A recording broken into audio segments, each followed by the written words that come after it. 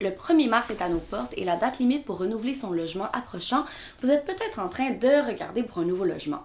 Peut-être que vous êtes même en train de regarder pour acheter une maison ou un condo et dans ce cas-là, vu les prix des maisons et des condos à Montréal, vous êtes peut-être en train de regarder pour la banlieue ou la région. Mais le problème avec la banlieue, la région, ça va être moins cher, c'est que tout est loin de tout le temps. Donc, on est dépendant de la voiture et ça, c'est un problème au niveau des émissions de gaz à effet de serre, bien certainement. Donc, la question à laquelle je tente de répondre aujourd'hui, c'est où est-ce qu'on est le mieux d'habiter si on veut être le plus écolo possible dans son mode de vie. Donc, je suis présentement avec Gabrielle Larocque, qui est chargée de projet en environnement, mais aussi qui a étudié en urbanisme. Donc, bonjour Gabrielle. Bonjour. Peut-être que vous le reconnaissez d'Instagram, puis juste en toute transparence, de façon accessoire, Gabrielle est mon copain. Une vraie vedette. Une vraie vedette. Première vidéo avec mon chum, mais pour que ce soit vraiment viral, faudrait genre que tu me maquilles. Que je me maquille. Que tu me maquilles. Ok. Ben, ça pourrait être très drôle en fait. Là. Ça a l'air d'un clown un peu triste, mais ça peut être. Serais-tu game? Non, absolument. Ok. C'est pas grave parce qu'aujourd'hui on va parler d'un sujet que je trouve plus pertinent. On va parler d'étalement urbain. C'est un mot qui résonne peut-être pas chez tout le monde. Chez moi, ça résonnait pas avant de rencontrer Gabrielle. Premièrement, est-ce que tu serais capable de nous résumer c'est quoi l'étalement urbain? C'est quand même un beau défi parce que, ben, en fait, l'étalement urbain, c'est quoi? C'est tout simplement les développements qui vont aller au-delà des grands centres urbains. On va toujours s'étaler davantage sur le territoire. Donc en banlieue. Au Québec, on entend beaucoup parler des banlieues et maintenant, de plus en plus, en fait, des banlieues des banlieues. C'est une nouvelle expression qui est en train de voir le jour, c'est-à-dire qu'on va toujours plus loin. Les gens qui, initialement, allaient dans la première couronne de Montréal, maintenant vont dans la deuxième couronne. La première couronne de Montréal, c'est quoi exactement? On appelle la couronne sud et la couronne nord. Donc ça, on peut comprendre c'est quoi? Donc, très rapidement, on peut tomber plus loin. Lorsqu'on est au-delà de 45 minutes de voiture, absolument, on tombe dans la deuxième couronne. Des fois, certaines personnes peuvent parler de l'agglomération de Montréal en nommant Granby, qui est quand même située assez loin de Montréal. Non, ça là, je refuse. Si je retourne à mes cours universitaires, on voyait beaucoup, lorsqu'il y avait une bonne partie de la population qui allait travailler en ville, on considérait qu'ils faisaient partie de l'agglomération de Montréal. Puis on se rend compte en fait que l'étalement urbain, en prenant de l'ampleur parce que ben, les gens veulent avoir quand même un grand terrain, veulent avoir une maison à faible coût, mais travaillent quand même en ville. Donc vont aller de plus en plus loin pour acheter leur propriété. Est-ce qu'on a négligé le transport en commun dans les agglomérations? Ben, j'ai l'impression par exemple qu'à Paris, c'est vraiment bien fait, puis que tout le monde de classe moyenne habite relativement en banlieue parce que c'est trop cher à Paris, mais qu'il y a des tramways qui se rendent comme à 45 km au-delà du centre-ville de Paris. Il y a tellement de facteurs qui influencent l'aménagement de notre territoire. Il y a l'histoire, il y a la géographie, il y a la culture, puis il y a l'économie, il y a la politique. Au Québec, on a une mentalité qui est intéressante parce que influencée par le côté européen, mais également par le côté nord-américain. Hein. C'est quand même l'American Dream, on veut avoir notre voiture. La voiture est signe d'indépendance. Si je comprends bien, il y a deux enjeux à l'étalement urbain. Tu as un enjeu qui est plus socio-économique, puis tu as un enjeu qui est plus environnemental. Ouais. Peux-tu juste parler un peu de l'enjeu socio-économique? Les municipalités qui sont étendues, ça va leur coûter plus cher de rendre des services municipaux à leur population. C'est-à-dire qu'on a peu de population à couvrir sur un gros territoire. Donc juste si on pense aux aqueducs, aux routes, il y a moins de personnes qui vont payer pour la construire que si on est en ville. On a une plus grande densité, donc plus de personnes qui payent pour ce même kilomètre des taxes de route. plus chères. C'est ça que tu dis? Au niveau individuel, là.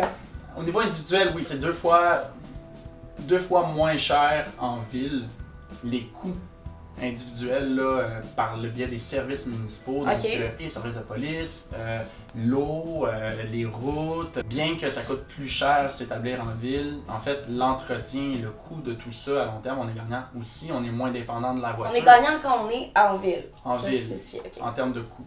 Il y a également la voiture qui n'est pas autant nécessaire. Donc, on a moins de dépendance à la voiture parce que c'est une dépendance. Hein? On a une crainte de ne pas avoir de voiture alors qu'on l'utilise 5% du temps. Hein? Elle est garée 95%. Oui, ça mes abonnés sont supposés le savoir. Ça coûte cher une voiture, c'est deuxième plus grande dépense dans un ménage familial. Exactement. Puis, société, mais ce qui est intéressant, c'est que souvent, on associe la ville au danger, à l'insécurité. La densité peut permettre une certaine sécurité. Prenons l'exemple de la ruelle verte, qui est un bel exemple à Montréal. Les parents vont avoir une certaine sécurité à laisser leur enfant aller dans la ruelle qui a été verdie parce que justement, tous les parents vont pouvoir surveiller, prendre un petit verre de vin après le travail, échanger, surveiller les enfants. Il y a un parent. Ça fait aussi que tu connais ton voisinage, donc il y a une insécurité qui est en baisse. Il y en a qui vont construire un cabanon avec des outils, ils vont se partager les outils, donc on crée une collectivité. Mais justement, ça m'amène dans cette question-là. Il y a la ville, il y a la banlieue, il y a la région. Donc ces personnes-là en banlieue, Brossard, Terrebonne, vont travailler à Montréal. Alors que si tu t'établis en région, tu travailles en région. Est-ce que, je sais pas s'il y a des données là-dessus, mais est-ce qu'habiter en région nous amène un mode de vie plus éco-responsable parce qu'on reste dans notre communauté, alors que la banlieue c'est plus individuel et on va à Montréal tous les jours. En fait, plus tu t'éloignes d'un centre urbain, plus tu fais de GES dans tes déplacements. Oui. Ce qui est très logique. Ouais. Ça va entre 30 et 50% de plus de GES dans tes transports. Et si on va dans la partie environnement de la problématique de l'étalement urbain? Là, on parlait des GES. Ben, le transport au Québec est vraiment le secteur qui dégage le plus de GES. Donc, c'est environ 42-43% des GES au Québec. Un des trucs qui accentue justement les transports, la pollution des transports, souvent, c'est l'étalement urbain. Pourquoi? Parce que, en fait, ce qu'on fait au Québec, puis c'est une mentalité très nord-américaine, quand il va y avoir une congestion, on va simplement rajouter une voie à l'autoroute.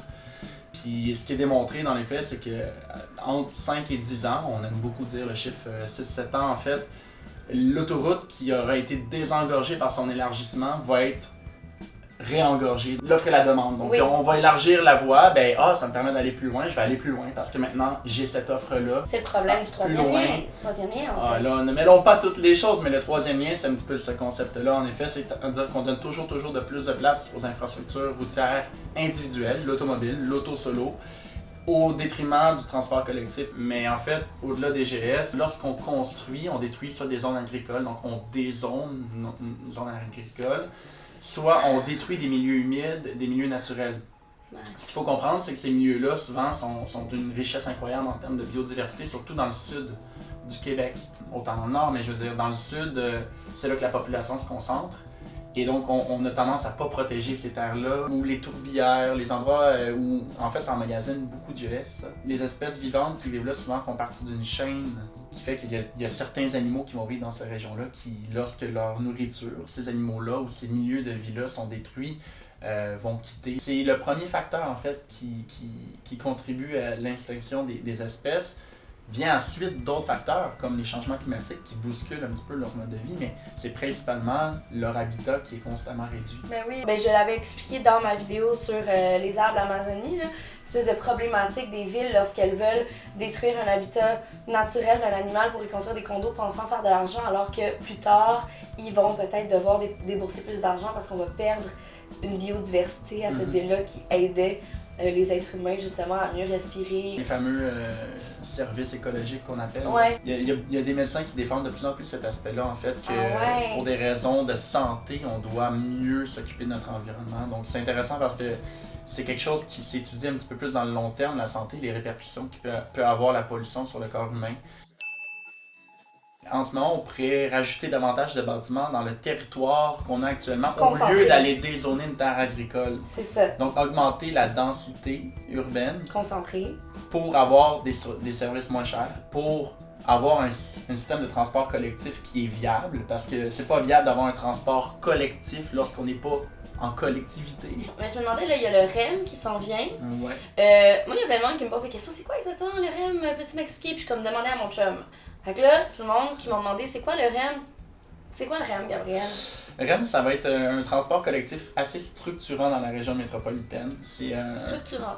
Il va structurer le tissu urbain. Donc, le tissu urbain. Ouais. Je sens avec un intellectuel. C'est un train ou c'est un train léger sur rail. Un train léger sur rail. Ben, il va se connecter au métro, il va se connecter à des gares de bus. Mais globalement, le REM, c'est une bonne nouvelle. On parle de transport collectif. Ça connecte de la rive nord à la rive sud. C'est assez c'est beau comme concept. Ben donc, on va vraiment ficeler, tricoter cette agglomération urbaine-là tout ensemble.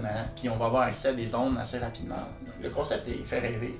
Là, on s'en va dans une zone un peu plus individuelle, quasi personnelle. Et on sait que c'est croche, mais c'est juste notre plancher qui est croche en fait. Tu penses? Ouais. Moi, je fais quoi, Gabriel, si je veux une maison avec une cour, je veux 3 enfants, ça c'est un autre sujet, les enfants, je vais y revenir à un moment donné, mais que j'ai pas l'argent pour m'acheter ça à Montréal, mais tu sais, pour moi, habiter en banlieue avec une cour, ça fait quand même partie d'un mode de vie éco-responsable.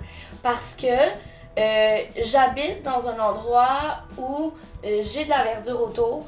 Je produis mes propres oignons sans avoir à me faire piétiner par le petit voisin en arrière parce que j'ai une clôture. Ce que je veux dire, c'est que je suis sûrement pas la seule qui a envie d'habiter dans un endroit où je veux pas être dépendante de la voiture, je veux pouvoir faire mon épicerie à pied, je veux pouvoir me promener dans un petit sentier avec mon bébé dans ma poussette, puis en même temps, je veux pouvoir jardiner dehors. Ce que tu veux, c'est une maison unifamiliale avec un grand terrain. Mais... Comme beaucoup de Québécois. Et une piscine. Puis, pas nécessairement une piscine. Mettons que 8 milliards d'habitants vivent comme ça, je pense pas qu'il y aurait assez de place sur la planète. Donc, ça prend des compromis, ça prend plusieurs manières d'aménager le territoire. On peut avoir des quartiers où on va avoir quand même une bonne densité, puis pensons peut-être le fameux terrain qu'on va avoir avec le jardin, il pourrait être collectif au quartier. Tu sais, on parlait de la ruelle verte tout à l'heure, pensons à un aménagement en cercle ou en carré avec un milieu qui est un parc collectif pour les personnes qui habitent là. Les gens, quand on parle de densité, là, ils pensent beaucoup à la grande tour du centre-ville, là, mais l'un des quartiers les plus denses au Canada, c'est le plateau Montréal. On parle de 3 étages, c'est très échelle humaine, puis il y a plein de commerces, puis c'est le fun qu'il y ait des espaces verts, puis des espaces collectifs. Est-ce qu'on parle de ville éco-responsable, d'éco-quartier, genre, ou est-ce que comme ça s'empile, puis là, c'est genre des condos en verre avec comme une serre intérieure? C'est n'importe quoi. Ouais. Mais en fait... On va parce qu'ils pensent pas que c'est une vraie question. Faut pas dire que tout le monde doit habiter en ville, là. C'est juste que tout le monde ne peut pas habiter en région. C'est-à-dire qu'il faut protéger des terres naturelles et agricoles. Je pense qu'on aurait un seuil à s'imposer, qu'il faut pas aller au-delà de ça, puis après ça, on densifie. Puis ce seuil-là, dans la région métropolitaine, à mon sens, on l'a dépassé depuis longtemps. Il faut penser le territoire de manière nationale. Parce que tout le monde a un impact sur tout le monde. Ok, merci beaucoup Gabriel. Merci d'être venu dans le bureau de ton appartement. Donc je remercie beaucoup mon chum de s'être déplacé du salon au bureau pour venir nous parler de tout ça. J'espère que ça vous a peut-être un peu éclairé face à votre choix futur, parce que moi c'est des questions que je me pose. Vous pouvez me dire en commentaire, vous, est-ce que vous habitez en ville, en banlieue, en campagne? Qu'est-ce que vous préférez? À quoi vous aspirez? C'est quoi les problématiques que vous rencontrez dans chacune de ces 3 types d'habitations-là? Surtout, n'oubliez pas de liker. Puis j'aimerais juste dire, en fait, vous êtes vraiment plusieurs à m'écrire en privé sur Instagram pour 2 raisons, en fait, qui sont merveilleuses.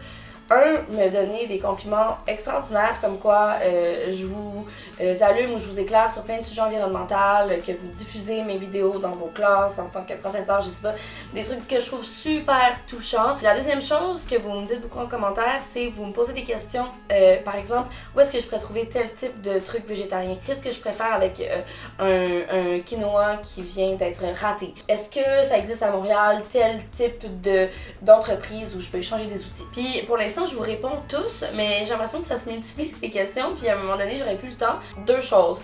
Pour le premier type de commentaires que vous me faites, donc les super compliments, l'affaire c'est que ce qu'il faut savoir, puis là-dessus je suis juste en pleine transparence, je m'excuse, il doit y avoir plein de reflets dans mes lunettes, mais je suis en train de mettre des verres de contact des fois. Fait que je vois pas la lentille, j'ai l'impression de pas vous voir. Si vous voulez m'écrire des commentaires, c'est tellement plus pertinent pour moi qu'il soit écrit soit en dessous de mes photos Instagram ou en dessous de mes vidéos Instagram. Parce que plus on écrit de commentaires, plus on like une vidéo, évidemment plus il est vu, plus il y a de monde qui s'abonne dans ma chaîne. Puis là, il manque par exemple 1500 heures avant le mois d'avril pour commencer à avoir une petite rémunération de la part de YouTube. Puis ça, c'est évidemment, ça va m'aider à pouvoir continuer parce qu'à un moment donné, ça me prend quand même beaucoup de temps. Puis je trouve ça important de faire un peu de vulgarisation environnementale. La deuxième chose, c'est que pour les questions, je pense que ma prochaine vidéo, ça va être je réponds à vos questions. Ça peut être des questions environnementales sur plein de sujets que je vais essayer de trouver je vais faire des recherches pour vous ou je vais juste dire ce que moi je connais déjà. Ça peut être aussi des questions personnelles sur mon parcours, ça peut être des questions sur mes intérêts, des questions sur mes choix de vie par rapport à mon mode de vie environnemental, les produits que j'utilise, les magasins où je vais, ma consommation de nourriture, comment ça se passe. Je vais faire, je pense, une publication Instagram où vous allez me poser des questions, mais vous pouvez aussi poser des questions en commentaire de cette vidéo-là ou des autres vidéos. Puis ma prochaine vidéo, donc au mois de mars, je vais pouvoir y répondre. Donc je vous souhaite une belle journée, une belle soirée. Puis on se dit à bientôt avec des réponses à vos questions.